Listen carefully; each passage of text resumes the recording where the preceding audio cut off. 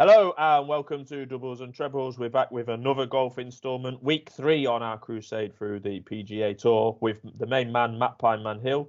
This week we're looking at the Byron Nelson Championship in Texas. Pieman's going to take us through the course and the betting picks. But before we do that, we're just going to touch on the Wells Fargo Championship last week, Pieman. Who won it and how did your bets get on? Yeah, cheers, Adam. Well, it was won by Rory McIlroy, and that was his first win in about 18 months since he won in China back in 2019. Obviously, COVID played a bit of a part in that, but that doesn't really tell the full story. He's had serious problems with his swing, Rory McIlroy, and I personally thought it would be a little while longer than this before we saw him back in the winners' enclosure, but not. Really impressive performance. He nearly made a pig's ear of it on the 18th. He only needed to avoid a double bogey to win it. He hooked his tee shot left, which is pretty much the only place you couldn't miss on this 18th. And the market was going absolutely wild. He was 101 on the tee, and he was touching even money at one point in that hole. So it was. I bet there was a few people sweating watching Rory try and balls that up, but he just got over the line. In terms of the picks, bit of a mixed bag, really. Patrick Cantlay was a very frustrating one. He was one shot clear of the cut line on Friday evening. I was following his last 2 holes on the shot tracker. All he needed to do was avoid going bogey, and he'd made the weekend. So sure enough, he went bogey, and missed the weekend. So that was one down. But Harris English, the big price selection, he did make the weekend, and he played pretty well all week, to be honest. I was quite pleased with how he played. Finished a few shots outside the places, but not too bad. And then Victor Hovland. I mean, I said I was really keen on Big Victor. He was my main selection. He actually went favourite in running on Saturday evening. That's how well he was playing. It was a tough scoring week as predicted, and he was just finding birdies from everywhere. As I say, hit the front on Saturday. When everyone else seemed to be dropping shots, the market duly put him in as favourite briefly. And as soon as I alerted you that he'd gone into favouritism, he imploded with sort of a string of terrible shots, which left him, what I thought, out of contention. But then when I tuned back in on Sunday night, he'd played his way back into contention again. Just a very frustrating week, really. Several times he looked like he was poised to challenge, but in the end he ran out of holes. He finished tied third with Abraham Answer, a guy I picked a couple of weeks ago. I didn't think this was a course for him, but God, he played really well. He finished a second, just a shot back of McIlroy. Made an absolute mockery of the last few holes. I mean, they were meant to be this, impossible stretch. He was birdieing them all. Really impressive. He's in fine nick, and so is Victor Hovland, but yeah, couldn't quite get to Rory McIlroy. So we ended up with the place money. Got 4-1 place on Victor, so it was 5 points staked, 5 points back. So no damage done, just a level devil week, really. Yeah, so that means we're still in profit after just the 2 weeks, Pieman, 3 points overall. So before we go on to this week's picks, tell us about the venue this week for the Byron Nelson in Texas. Well, the venue's a bit of an interesting one, to be honest, because we don't actually know much about it at all. It's a new course for this tournament, TPC Craig Ranch. This tournament has been at a few different courses over the years. It's been moved around a little bit. It was meant to be at Trinity Forest for 4 years, and they had it in 2018 and 2019. The 2020 one was cancelled due to the pandemic, and then they've moved it for this 4th year. There had been problems with the course. The players were complaining about the quality of it. I think they had an issue with there wasn't enough shade cover, and fans were collapsing with heat stroke at the previous holding or something. I think 50 people collapsed with heat stroke at Trinity Forest. So yeah, it's duly been moved on to a new course now. I'm not too bothered about that, to be honest. Didn't really like the course. But there we are. No heat stroke this week, hopefully. It does get a bit balmy in Texas. I don't think I'd do very well in it. But yeah. I mean, you need to be able to hack the heat over there. But TPC Craig Ranch, well, what do we know about this course? From looking at it on the shot plots, looks a pretty unremarkable course, to be honest. I'm a bit on the fence with this. I think I could see it being a low-scoring week. I don't think the pros are going to find this too much of a challenge. Quite wide fairways, not an awful lot of hazards. I mean, there is a creek running through it. So just to picture this, like on the fairways, kind of to the left and the right of the fairways, you will have a little stream. So if you do miss the fairway, you're in danger of sort of your ball getting wet and you lose a shot there and it's a penalty and stuff. So a little bit of a prime on accuracy, but another course I think that's going to favour big hitters off the tee. It's an interesting one with the scoring. The par fives are quite short in comparison to what we would normally expect, but conversely, the par fours are quite long. So I think it's going to favour people that can hit it nicely off the tee to give themselves a look in and on all these holes. And also anyone that's irons play is sort of, anyone in the 180 to 200 yards who's hitting their irons well. Unfortunately, a couple of those in the market have come in a little bit shorter than I would have liked. But I still think there's a little bit of value about. So, yeah, looking for somebody who's dialed in with their irons and going to give themselves plenty of opportunities on what potentially is a low-scoring week. Yeah, so just going to look at the market, Pie Man, and with a big tournament around the corner, there's some big names turned up here, particularly over the last couple of weeks that we've previewed. So we've got, first thing I would say, 10 places each way is available with one of the suppliers on Odds Checker. It will stand out to you. So yeah, the last couple of weeks it's been 8 places, which is more than generous. There's 10 places available each way this weekend. Always look at the place terms, as we say. Bryson DeChambeau. DeChambeau is 9-1 favourite, or joint favourite with John Rahm also at 9. Then we've got Spieth at 10, Daniel Berger at 18, Matsuyama at 20, Fitzpatrick 20, Scotty Scheffler mentioned on here before 22, Brooks Koepka's 22, Zalatoris, who did well in the US Masters, 28. Leishman 33, and then Sam Burns 33, and then it's 40-1 Bardos. Sergio Garcia's there if you roll a bit further down. Jason Day, a major winners there. Schwartzel, Matt Kuchar. There's plenty of big names in this week, Pie Man. Where's the money going?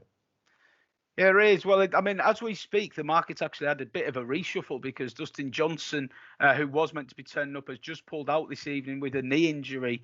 An interesting one to monitor whether that's going to affect him in terms of the USPGA next week, the week after, or whether it's just a precautionary one. Maybe he just can't be asked with this, to be honest. I mean, they commit to these tournaments at the start of the year, and then they sometimes they have a change of heart. It's not the first time we've seen DJ pull out the week of a tournament, but he probably is nursing something, so fair enough. I think this is going to be an interesting one at the top of the market. I could see this flip-flopping a little bit, this market. You got DeChambeau, Rahm and Spieth all around the similar mark. I expect the late money to come for Spieth, to be honest, because he's a Texas man himself, so a home course. The last time he was in Texas, he broke his long-running streak without a win. He won at the Valero Texas Open just a few weeks ago. So, I mean, all the boxes point to him doing well again here. He's a very popular player anyway. He's going to be popular next week at the USPGA. So, there we are. DeChambeau and Rahm, they speak for themselves. Just hard hitters. Perfect for them. I couldn't be having John Rahm this week, to be honest. He missed the cut last week in very frustrated. He cut a very frustrated figure. He was storming around the course. He was pointing at people in the crowd who were shouting when he was hitting his shots. He didn't look in a great headspace, to be honest. I know he's recently had a newborn baby. Maybe he's not getting much sleep, and I'm sure that's something you'll be able to empathise with soon enough. But so it's an interesting one. Them 3 at the top of the betting wouldn't be for me, I don't think. Daniel Berger, a very lively runner. He's just a bit on the short side for me. Probably doesn't win enough to be a 16 chance. Matsuyama, fascinating runner coming off the Masters. Obviously, that was a huge moment for him. Traditionally, someone that we would say is not a great closer and can bottle tournaments a little bit. But the way he won that Masters, that could be a turning point in his career now. He's certainly got the game to become a regular winner. But I'd let him run for a little bit. I think that price hasn't got much juice left in it. I mean, Matsuyama, we're used to seeing him at like 40s, 50s, bigger even. There's a disparity in his price though, Pie Man. He's top price 20 with 4 suppliers, and he's as low as 12 with others. So there is, maybe there has been a bit. That's of money a little. But as you say, Justin's come out. So a little bit on the place terms, a little bit on Johnson withdrawal. He's shuffling his market around, but I think the 20 is about right, to be honest. If anyone's going shorter, that's a bit silly, really. They're running for cover, and you do get this a lot when there's a withdrawal. They just slash the prices. Don't take any chances. I suppose a lot of people like to hedge the place terms. It's quite an easy market to get back in and lay in golf, I suppose, if you know what you're doing. So my selections are going to come from a little bit lower down in the market as usual, but not too low down. You mentioned a man that had a very good Masters tournament, and that's going to be my first selection, Will Zalatoris. I really liked everything he did at the Masters. He's been threatening to do that for a long time. He's been had a fantastic first year since coming off the Corn Ferry Tour. He's competed on a number of occasions. He looked like a winner in waiting, to be honest. He just had a bit of a quiet period before the Masters, maybe gone off a few radars. I mean, this is a guy that was getting put up every week at one stage last year.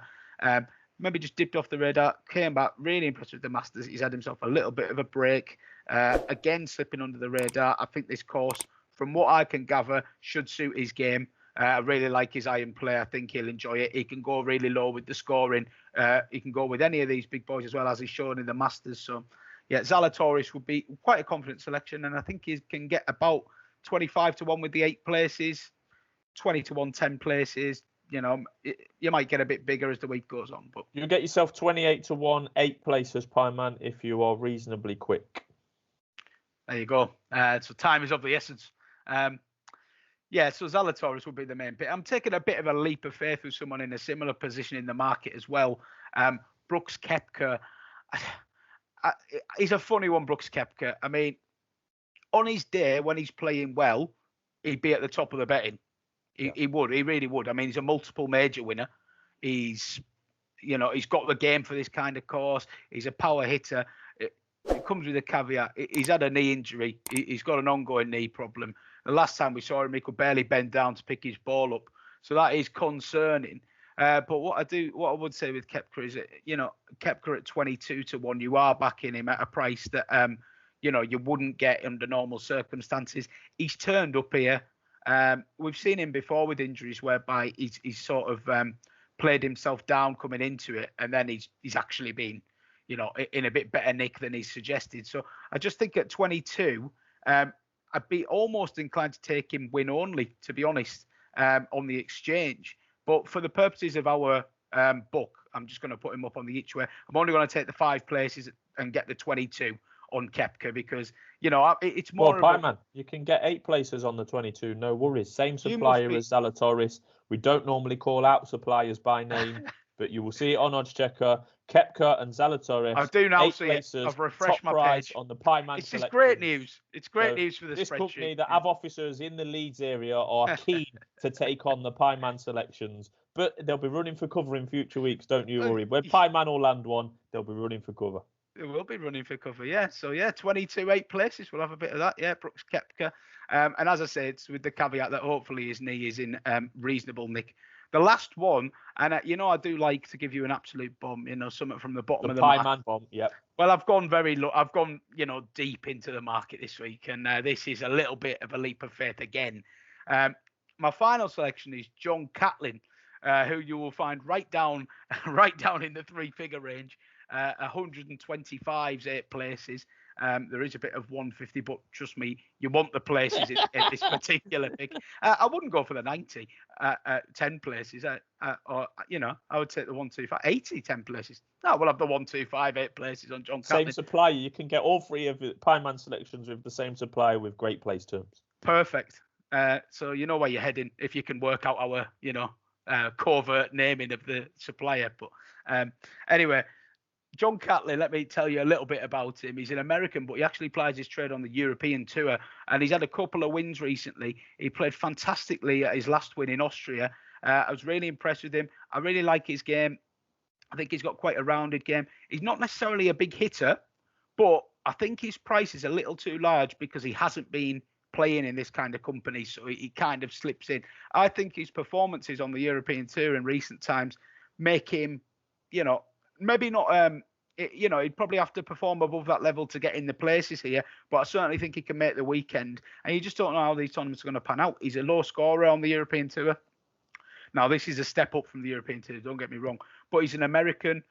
He's chosen to play his trade over in Europe initially. He's got 2 or 3 wins under his belt. I think he'll probably make that move back over to the PGA Tour in time.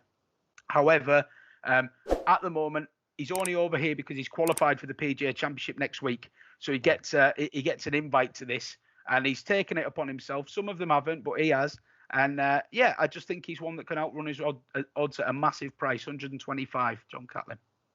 Excellent. So as always, as has been the case so far, and may not always be the case, Pieman will be staking 5 points this week.